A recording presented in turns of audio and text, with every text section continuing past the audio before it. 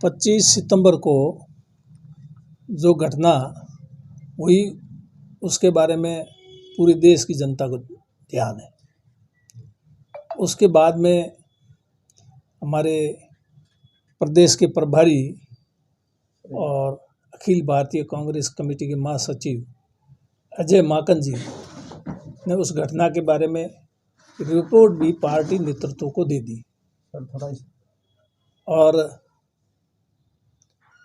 उसके बाद में वेणुगोपाल जी ने 2 दिन के अंदर उस घटना के बारे में निर्णय के लिए कहा, लेकिन उसको इतना समय बीत जाने के बाद में भी उसके बारे में कोई निर्णय नहीं होना, ये एक अनिश्चितता का वातावरण बना हुआ है प्रदेश में और पूरे देश में। इसलिए इस अनिश्चितता के वातावरण को ख़त्म किया जाना बहुत ज़रूरी है। ये पार्टी के हित में है और 2023 के जो विधानसभा के चुनाव हैं उसके मद्देनज़र इस पर तत्काल निर्णय किया जाए। और अगर इस निर्णय में देरी अब तक जो देरी हुई है उससे भी नुकसान हुआ है, और ज़्यादा अधिक देरी होगी तो और ज़्यादा पार्टी को नुकसान होगा। और हमारा जो लक्ष्य है वो है 2023 के विधानसभा चुनाव में फिर से कांग्रेस की सरकार बनाने का, तो हम वो लक्ष्य हासिल नहीं कर पाएंगे अगर निर्णय में देरी हुई तो। अखिल भारतीय कांग्रेस कमेटी के महासचिव अजय माकन जी ने यहाँ की रिपोर्ट पार्टी नेतृत्व को सौंप दी और अभी जो हमारे अखिल भारतीय कांग्रेस कमेटी के अध्यक्ष है मल्लिकार्जुन खड़गे जी, वो भी उनके साथ थे। इसलिए उनको खुद को मालूम है जो 25 तारीख की घटना हुई सब उनकी जानकारी में, उनके संज्ञान में, तो फिर निर्णय लेने में इतनी देरी का कोई कारण नहीं होना चाहिए। अब निर्णय हाईकमान को लेना है, हमें नहीं लेना है। और जब तक निर्णय नहीं होगा तो एक अनिश्चितता का वातावरण आम जनता के बीच में बना हुआ है। सरकार भी अनिश्चित दौर से गुजर रही है।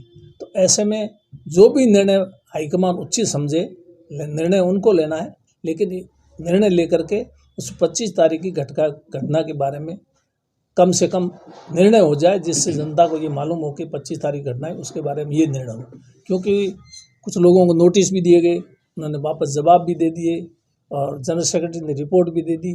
उसके बाद में फिर निर्णय में देरी होने में पार्टी को नुकसान हो रहा है। भारत जोड़ो यात्रा कई प्रदेशों से गुजर चुकी है और दिसंबर के पहले सप्ताह में राजस्थान में भी प्रवेश करेगी।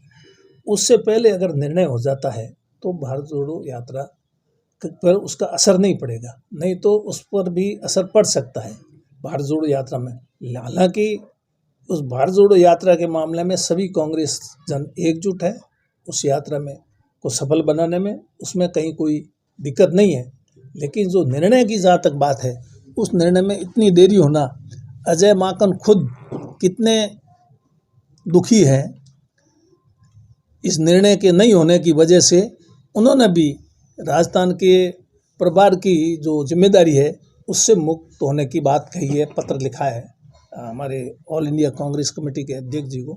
तो इस प्रकार की अगर स्थिति प्रदेश कांग्रेस कमेटी का जो प्रभारी है ऑल इंडिया कांग्रेस कमेटी की तरफ से नियुक्त किया हुआ, वो भी कह रहा है, तो फिर यहाँ संगठन की क्या स्थिति होगी, सरकार की क्या स्थिति होगी। भारत जोड़ो यात्रा में भारत सरकार की जो कमेटी बनी हुई है, ऑल इंडिया कांग्रेस कमेटी की तरफ से कमेटी बनी हुई है भारत जोड़ो यात्रा में, उस कमेटी के और प्रभारी का तो मुख्य दायित्व रहता है।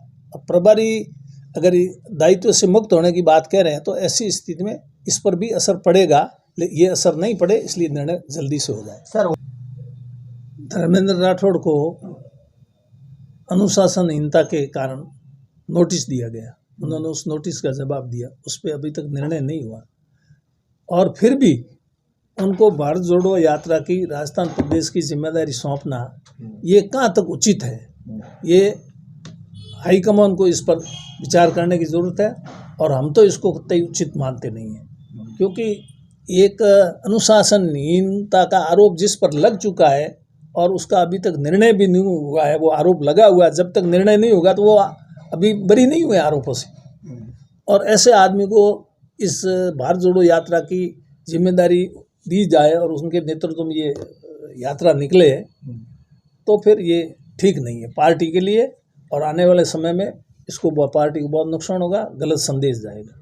अब भविष्य के बारे में मैं किसी के भी भविष्य के बारे में नहीं कह सकता, किसका भविष्य कैसा है, अशोक गहलोत का भविष्य कैसा है, सचिन पायलट का कैसा है, हमारा कैसा है, ये तो भविष्य के बारे में तो नहीं कह सकता। लेकिन पूर्व में अशोक जी गहलोत के नेतृत्व में 2 बार चुनाव लड़े और दोनों बार जो परिणाम आए वो पार्टी नेतृत्व को सब पता है, आम जनता को पता है और मुझे भी पता है। और अब तीसरी बार फिर उनके नेतृत्व में चुनाव लड़ेंगे और उसके परिणाम क्या आएंगे ये तो पार्टी नेतृत्व देख ले, सोच ले उसके बारे में। जहाँ तक सवाल रहा 2008 में जो विधानसभा का चुनाव हुआ उसमें प्रदेश के अध्यक्ष पार्टी के सीपी जोशी थे, मैं नेता प्रतिपक्ष था और कांग्रेस पार्टी सत्ता में आई। आने के बाद में अशोक जी को फिर जिम्मेदारी दी, उससे पहले भी जिम्मेदारी दी गई थी उनको। और पिछली बार जब 13 में चुनाव हुए तो उसके बाद में सचिन जी को ये जिम्मेदारी दी। सचिन जी ने जिस प्रकार से पूरे प्रदेश में पार्टी को पुनर्जीवित करने के लिए जो काम किया उसकी वजह से कांग्रेस पार्टी वापस सत्ता में आई है। और जितनी उन्होंने पार्टी को पुनर्जीवित करने की जो मेहनत की है वो मुझे पता है। वो 3 बार तो मेरे खुद के घर आ गए मुझे कहने के लिए कि आपको पार्टी के लिए काम करना और चुनाव लड़ना। मेरी चुनाव लड़ने की कतई इच्छा नहीं थी, लेकिन उन्होंने आखिर जब मैंने पार्टी का चुनाव लड़ने की हामी भरी तब जाकर के उन्होंने मुझे छोड़ा। और सांचौर में जालोर में जब बाढ़ आई थी उस वक्त उससे पहले वो मेरे घर आए और मुझे कहा कि नहीं आप घर नहीं बैठे रह सकते, आप मेरे साथ चलिए सांचौर। और 7 दिन तक उन्होंने मेरे को उनके साथ रखा, बाढ़ पीड़ितों के। और वहाँ पे राहुल जी का भी दौरा था, राहुल जी भी आए थे। उसके बाद में वो गुजरात गए, गुजरात में उस समय चुनावों का था। तो इस प्रकार उन्होंने जो मेहनत की उस मेहनत को देखते हुए उनको आज वो किसी भी पद पे नहीं है, आज उनको कोई भी किसी तरह की जिम्मेदारी नहीं। क्या उनको कोई जिम्मेदारी देना नहीं देना ठीक है क्या? उनको भी तो पार्टी को अगर पुनर्जीवित किया है, सत्ता में लाए हैं तो जिम्मेदारी दी जानी चाहिए।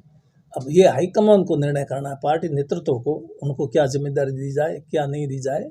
क्योंकि जब तक एक तरफा चलेंगे तो ये फिर 23 के चुनाव में स्थिति अनुकूल नहीं है। तो 2013 का चुनाव भी नहीं लड़ना चाह रहा था। राहुल जी खुद ने मुझे फ़ोन किया चुनाव लड़ने के लिए, आदेश दिया, तब चुनाव लड़ा।